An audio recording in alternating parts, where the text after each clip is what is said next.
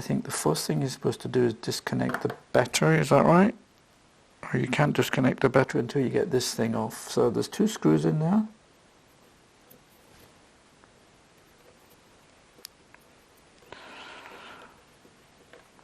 To hold this little thing on. There's a battery connector and a plate holding the battery connector in place. Whoops.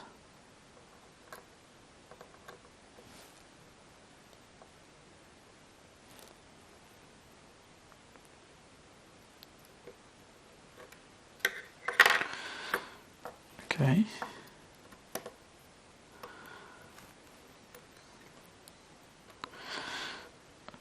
Okay, kind of fiddly. Actually not kind of fiddly, actually very fiddly.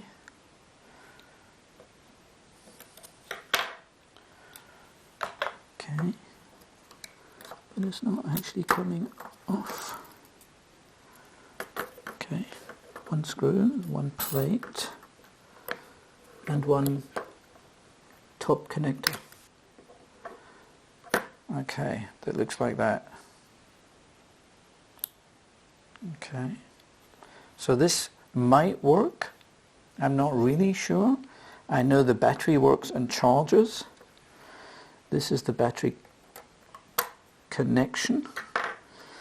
And I'm not sure whether the problem here is the, what I'm calling a motherboard, this thing that you can see. You've got to keep these things together. From my experience with working on iPhones, I know that all the screws look really similar, almost interchangeable, but they're not.